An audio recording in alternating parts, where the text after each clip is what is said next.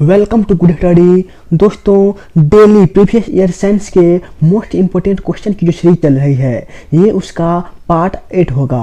पहले हम physics complete करवाएंगे, उसके बाद बायोलॉजी, लास्ट में केमिस्ट्री को कंप्लीट करवाएंगे। सेशन शुरू करने से पहले जो भी चैनल पर नए हैं हमारे यूट्यूब चैनल गुड स्टडी को सब्सक्राइब करके बेल आइकन जरूर प्रेस कर दीजिएगा। तो चलिए शुरू करते हैं। पहला क्वेश्चन है आज का, इंद्रधनुष किस कारण से बनता है? इंद्रधनुष किस कारण से बनता है? ऑप्शन ए अपवर्तन और प्रक्षेपण के द्वारा, ऑप्शन बी प्रकीर्णन और अपवर्तन, ऑप्शन सी विवर्तन और अपवर्तन, और ऑप्शन नंबर डी अपवर्तन और परावर्तन।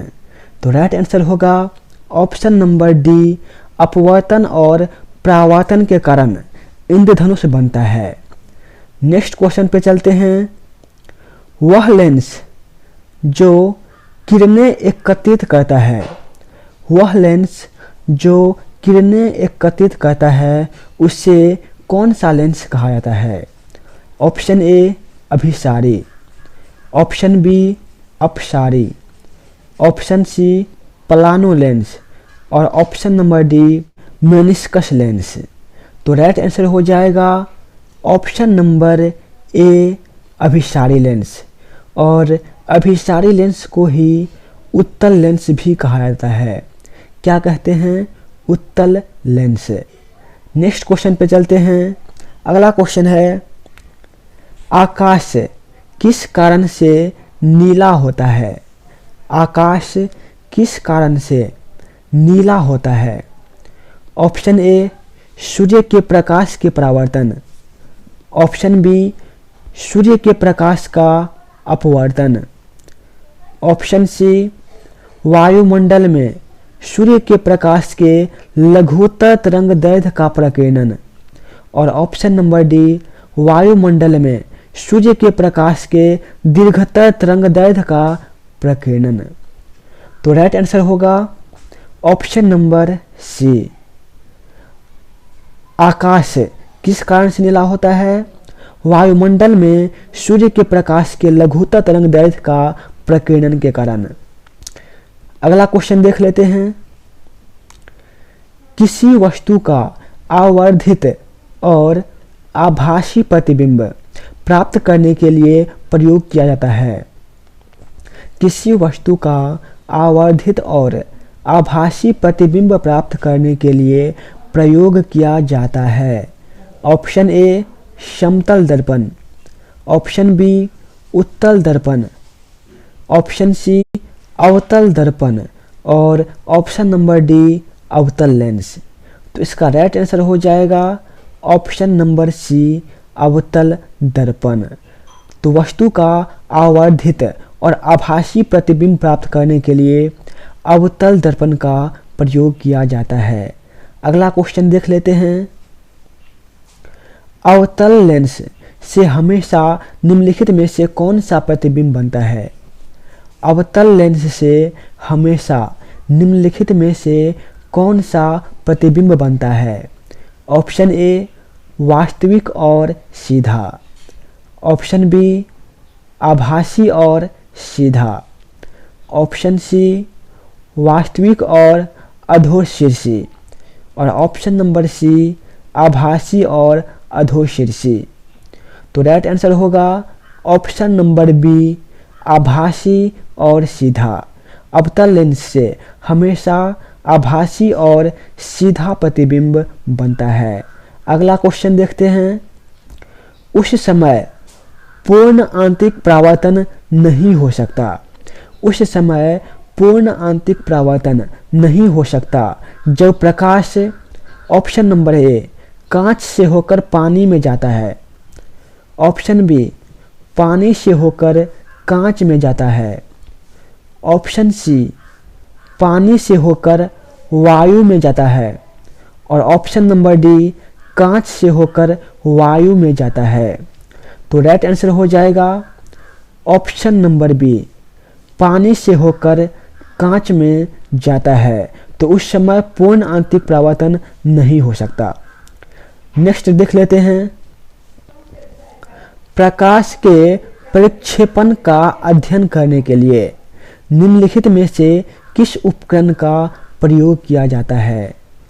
प्रकाश के प्रक्षेपण का अध्ययन करने के लिए निम्नलिखित में से किस उपकरण का प्रयोग किया जाता है। ऑप्शन ए सूक्ष्मदर्शी, ऑप्शन बी दूरबीन, ऑप्शन सी स्पेक्ट्रोमीटर और ऑप्शन नंबर डी फोटोमीटर। तो राइट आंसर होगा ऑप्शन नंबर सी स्पेक्ट्रोमीटर। तो प्रकाश के प्रक्षेपण का अध्ययन करने के लिए किसका प्रयोग करते हैं, स्पेक्ट्रोमीटर का प्रयोग करते हैं। अगला क्वेश्चन, प्रकाश ऑक्सीजन प्रक्रिया शुरू की जाती है। प्रकाश ऑक्सीजन प्रक्रिया शुरू की जाती है।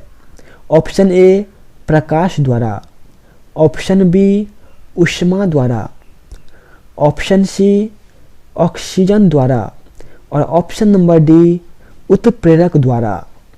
तो राइट आंसर होगा ऑप्शन नंबर ए प्रकाश द्वारा। प्रकाश ऑक्सीजन प्रक्रिया किस द्वारा शुरू की जाती है, प्रकाश द्वारा। अगला क्वेश्चन, सामान्यतः उत्तल दर्पण का प्रयोग डैश में होता है। सामान्यतः उत्तल दर्पण का प्रयोग डैश में होता है। ऑप्शन ए सौर चूल्हा, ऑप्शन बी नेत्र अंतर्दर्शी, ऑप्शन सी अग्रदीप का प्रतिक्षेपक और ऑप्शन नंबर डी पश्चदर्शी दर्पण।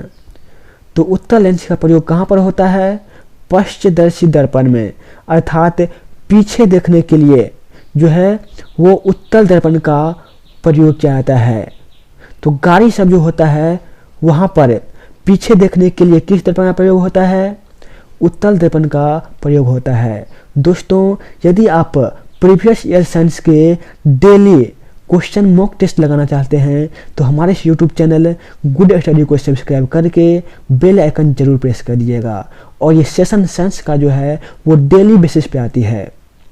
और जो भी वीडियो देख रहे हैं 1 लाइक जरूर कर दीजिएगा और जो नए हैं वो चैनल जरूर सब्सक्राइब कर लीजिएगा। अगला क्वेश्चन है, प्रकृति में सबसे सशक्त बल है। प्रकृति में सबसे सशक्त बल है। ऑप्शन ए वैद्युत बल, ऑप्शन बी गुरुत्वीय बल, ऑप्शन सी नाभिकीय बल और ऑप्शन नंबर डी चुंबकीय बल। तो राइट आंसर होगा ऑप्शन नंबर सी नाभिकीय बल। तो प्रकृति में सबसे सशक्त बल कौन सा है, नाभिकीय बल है। नेक्स्ट देख लेते हैं, निम्न में से कौन सा सदा उस वस्तु की छोटी छवि बनाएगा जो उसके सामने रखी जाए। निम्न में से कौन सा सदा उस वस्तु की छोटी छवि बनाएगा जो उसके सामने रखी जाए। ऑप्शन ए समतल दर्पण, ऑप्शन बी उत्तल दर्पण, ऑप्शन सी उत्तल लेंस और ऑप्शन नंबर डी अवतल दर्पण। तो इसका राइट आंसर हो जाएगा ऑप्शन नंबर बी उत्तल दर्पण। तो उत्तल दर्पण में हमेशा वस्तु की छोटी छवि बनती है। अगला क्वेश्चन देख लेते हैं, परावर्तन के नियम के अनुसार, परावर्तन के नियम के अनुसार ऑप्शन ए आपतन कोण परावर्तन कोण से अधिक होता है। ऑप्शन बी आपतन कोण परावर्तन कोण से कम होता है। ऑप्शन सी आपतन कोण सदैव परावर्तन कोण के बराबर होता है और ऑप्शन नंबर डी दोनों कोण सदैव असमान होता है। तो राइट आंसर हो जाएगा ऑप्शन नंबर सी आपतन कोण सदैव परावर्तन कोण के बराबर होता है। और परावर्तन के नियम जो है इसका एक और नियम भी है, दूसरा नियम भी है। तो वो नियम क्या है, आपतित किरण, परावर्तित किरण और अभिलंब जो तीनों हैं वो एक ही तल में होते हैं। फिर से एक बार, आपतित किरण, परावर्तित किरण और अभिलंब जो हैं वो तीनों एक ही तल में होते हैं। नेक्स्ट क्वेश्चन देखते हैं। आवर्धक लेंस वास्तव में होता है। आवर्धक लेंस वास्तव में होता है। ऑप्शन ए समतल अवतल लेंस, ऑप्शन बी अवतल लेंस, ऑप्शन सी उत्तल लेंस और ऑप्शन नंबर डी बेलनाकार लेंस। तो राइट आंसर होगा ऑप्शन नंबर सी अवतल लेंस। तो आवर्धक लेंस वास्तव में उत्तल लेंस होता है। चलते हैं अगले क्वेश्चन पे। परिदर्शी अर्थात पेरिस्कोप किस सिद्धांत पर काम करता है? परिदर्शी अर्थात पेरिस्कोप किस सिद्धांत पर काम करता है? ऑप्शन ए अपवर्तन, ऑप्शन बी पूर्ण आंतरिक परावर्तन, ऑप्शन सी विवर्तन और ऑप्शन नंबर डी परावर्तन। तो इसका राइट आंसर होगा ऑप्शन नंबर डी परावर्तन। तो परिदर्शी जो है वो परावर्तन के सिद्धांत पर कार्य करता है। अगला क्वेश्चन। दृश्य का एक अति व्यापक क्षेत्र किस दर्पण से अवलोकित होता है? दृश्य का एक अति व्यापक क्षेत्र किस दर्पण से अवलोकित होता है? ऑप्शन ए अवतल दर्पण, ऑप्शन बी उत्तल दर्पण, ऑप्शन सी समतल दर्पण और ऑप्शन नंबर डी इनमें से कोई नहीं। तो राइट आंसर हो जाएगा ऑप्शन नंबर बी उत्तल दर्पण। तो दृश्य का एक अति व्यापक क्षेत्र उत्तल दर्पण से अवलोकित होता है। अगला क्वेश्चन। प्रकाशीय फाइबर किस सिद्धांत पर कार्य करता है? प्रकाशीय फाइबर किस सिद्धांत पर कार्य करता है? ऑप्शन ए अपवर्तन, ऑप्शन बी प्रकीर्णन, ऑप्शन सी व्यतिकरण और ऑप्शन नंबर डी पूर्ण आंतरिक परावर्तन। तो राइट आंसर हो जाएगा ऑप्शन नंबर डी पूर्ण आंतरिक परावर्तन। तो प्रकाशीय फाइबर पूर्ण आंतरिक परावर्तन सिद्धांत पर कार्य करता है। अगला क्वेश्चन। परमाणु घड़ी निम्नलिखित में से किसके संक्रमण पर आधारित होता है? परमाणु घड़ी निम्नलिखित में से किसके संक्रमण अर्थात ट्रांजिशन पर आधारित होता है? Option A sodium, option B caesium, option C magnesium और ऑप्शन नंबर डी एल्यूमिनियम। तो परमाणु घड़ी जो है वो सीजियम पर आधारित होता है। किस पर आधारित होता है? सीजियम पर। Next question. निम्न में क्या प्रकाश के वायुमंडलीय अपवर्तन का परिणाम नहीं है? निम्न में क्या प्रकाश के वायुमंडलीय अपवर्तन का परिणाम नहीं है?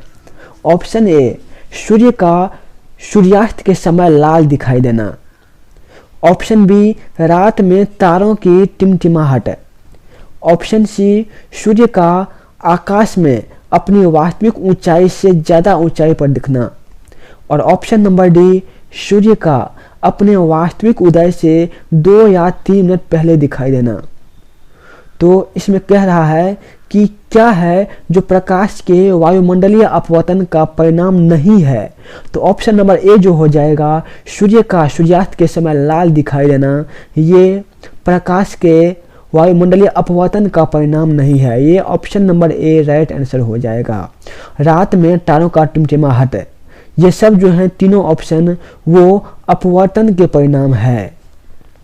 तो अगला क्वेश्चन देख लेते हैं। तरनताल वास्तविक गहराई से कम गहरा दिखाई देता है। तरनताल जो है वो वास्तविक गहराई से कम गहरा दिखाई देता है। तो इसका क्या कारण होता है? ऑप्शन ए अपवर्तन, ऑप्शन बी प्रकाश प्रकीर्णन, ऑप्शन सी परावर्तन और ऑप्शन नंबर डी व्यतिकरण। तो राइट आंसर हो जाएगा ऑप्शन नंबर ए अपवर्तन। तो तरंग ताल जो है इसकी वास्तविक गहराई से कम दिखाई देने का कारण इसका अपवर्तन होता है। तो चलते हैं अगले क्वेश्चन पे। दोस्तों आज का सेशन हम यहीं पर समाप्त करते हैं। जय हिंद दोस्तों।